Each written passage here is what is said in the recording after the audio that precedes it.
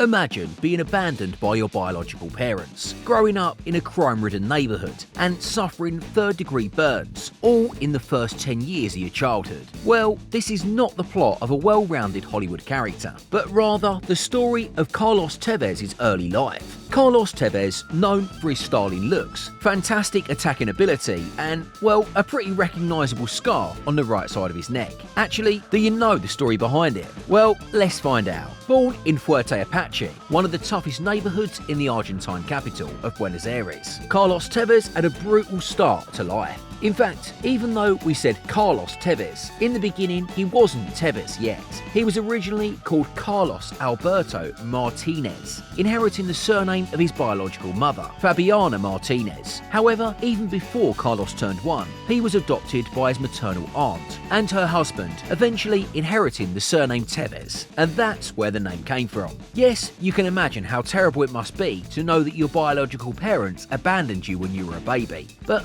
that can't compare to the trauma Tevez went through when he was just 10 months old, literally fighting for his life. After a terrifying accident with boiling water, Tevez was left with deep third-degree burns that marked his skin with permanent scars. But rather than hide his scars, Tevez grew up with them as a reminder of his survival. In a world where poverty and violence were everyday realities, football became his only escape, a ray of hope in a dark, unpredictable environment. Later in life, when he started playing for Boca Juniors, he was offered to have the scars cosmetically improved. But no, Tevez refused, saying, "The scars are part of who I was in the past and who I am today." Growing up on the toughest streets of Buenos Aires, Tevez developed a fighting spirit that would define his career. He earned the nickname El Apache, or the Indian, by playing street football on makeshift pitches, where every game was a battle for respect. It was on these unforgiving pitches that he learned to fight for every ball, to endure pain and to never back down. His mentality as a street fighter was simple but powerful: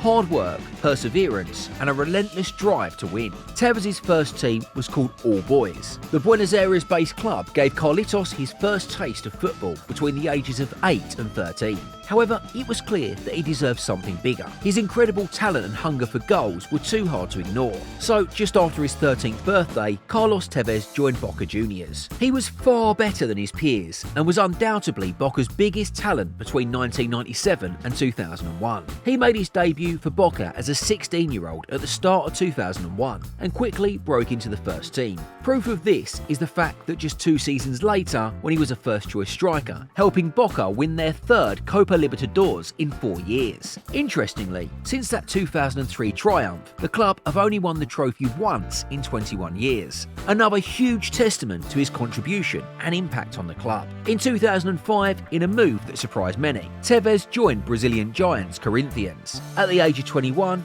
he was seen by fans as a player ready to tear the nets in Europe. However, he opted to stay in South America and complete the historic transfer, one that would eventually become a huge controversy. The deal, reportedly worth $22 million, made him the most expensive South American player at the time. The transfer was orchestrated by Media Sports Investments, or MSI, a company run by businessman Keir Jarapchian, who had a significant stake in Corinthians. From a purely sporting perspective, Tevez's arrival marked a new era at the Brazilian club, aiming to reclaim domestic glory. And, well, after delivering for Boca, he also did it in Corinthians. Long story short, this period at the start of the century wasn't particularly successful for the Brazilian giants. Their last major trophy had come 3 years earlier, when Corinthians lifted the Brazilian Cup in 2002. As for the domestic title, the Sao Paulo club had failed to win the Brazilian top flight for the last 6 years. But the arrival of Tevez changed all that. He scored 20 goals through the 2005 Serie A campaign and was the driving force behind Corinthians' title triumph in the first season abroad. Then, in the summer of 2006, after impressing for Argentina at the World Cup, Tevez was linked with a move to a number of European clubs, including Chelsea.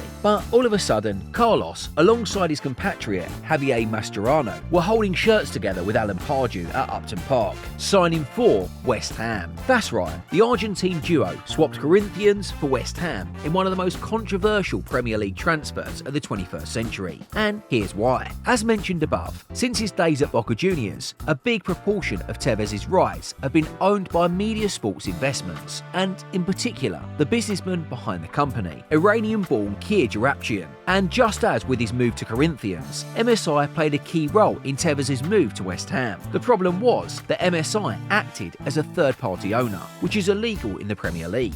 According to the rules of the English top flight, a player can only move from one team to another on a permanent basis under the standard conditions, when 100% of rights pass from Team A to Team B. Well, in this case, West Ham failed to disclose this breach of Premier League rules, and as a result, the club was fined £5.5 million, but avoided a points deduction. Interestingly, Tevez played a pivotal role in saving his side from relegation, including the one against champions Man United on the final day of the season. The downside to the goal, the dramatic escape led to Sheffield United's relegation, a league battle, and a £20 million compensation settlement in favour of the Blades. Whether it was worth spending £25 million in compensation and fines, plus an undisclosed fee to Corinthians, is still an open question, 19 years later. But it's clear that Tevez's heroics in the relegation battle have made him a fan favourite among the West Ham faithful. Following the 2006 to 2007 season at West Ham, Tevez joined Manchester United in the summer on a 2-year loan deal. Tevez's tireless work ethic and ability to score crucial goals appealed to the Red Devils fans. During his time at the club, he was instrumental in winning 2 Premier League titles and playing a key role in the club's 2008 Champions League triumph, scoring crucial goals against Olympique Lyon in the round of 16 and Roma in the quarter-finals. He was also remembered for being the first United kicker in the penalty shootout against Chelsea in Moscow, which ultimately saw the Red Devils lift the trophy for the 3rd time in their history. The following season, 2008-9, saw another Premier League title for Tevez, but the arrival of Berbatov meant that he was given fewer opportunities to contribute. Yeah, there were games where all 4 of Ronaldo, Rooney, Berbatov and Tevez were on the pitch together. Berbatov had a reputation as one of the most versatile strikers in the Premier League, which eventually led to Tevez being ignored by Sir Alex Ferguson at the end of his loan spell. Then there was the time in the derby against Man City, where fans chanted, "Fergie, sign him up," after the Argentinian scored one of the 2 goals in a 2-0 win. After the match, Ferguson refused to be drawn on the subject to Tevez's future with the club. However, what actually unfolded shook British football. Within 2 months, Carlos Tevez was proudly wearing the colours of his arch-rivals, Manchester City. It was an unprecedented move, as few players had crossed that divide. Tevez was the first such example in the 21st century. His transfer was facilitated by a £25.5 million fee. At City, Tevez quickly became a talismanic figure, leading by example with his leadership and ability to deliver week in, week out. He captained the team to FA Cup glory in 2011, ending the club's 35-year trophy drought, and played a pivotal role in securing the Premier League title in 2011-2012. However, his spell hasn't been without controversy. One notable incident occurred during a Champions League match against Bayern Munich in 2011, when Tevez allegedly refused to come on as a substitute, leading to a suspension and strained relationships with coach Roberto Mancini. Despite these challenges, Tevez's impact at Manchester City was profound,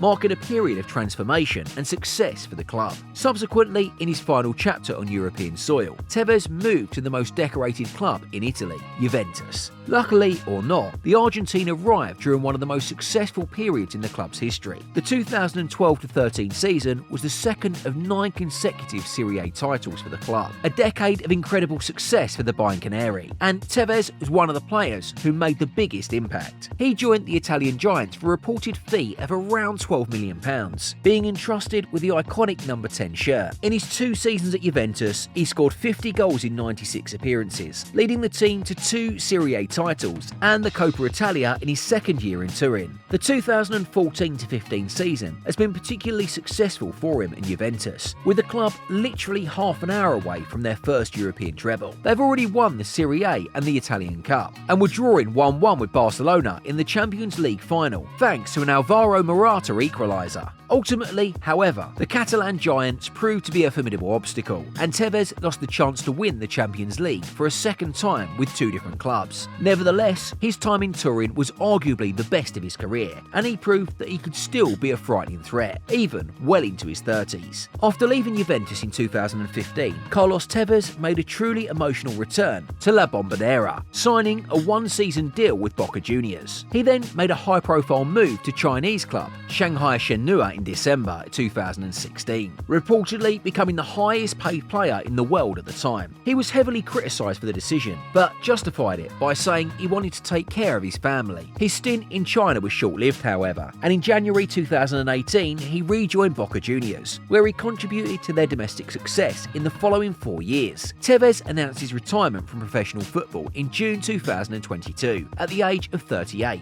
bringing to an end a remarkable career that spanned more than 2 decades. Burns, scars, hardship, none of these have stopped Carlos Tevez from becoming one of the most influential Argentine strikers of his generation. Yeah, he won't be remembered with the same stature as Messi, Di Maria, or even Sergio Aguero, but Tevez will forever remain one of the most feared strikers in the world. If you enjoyed this video, subscribe to Ball Deep for more similar content, or just check out our video on 8 players who aged like fine wine after the age of 30. See you there.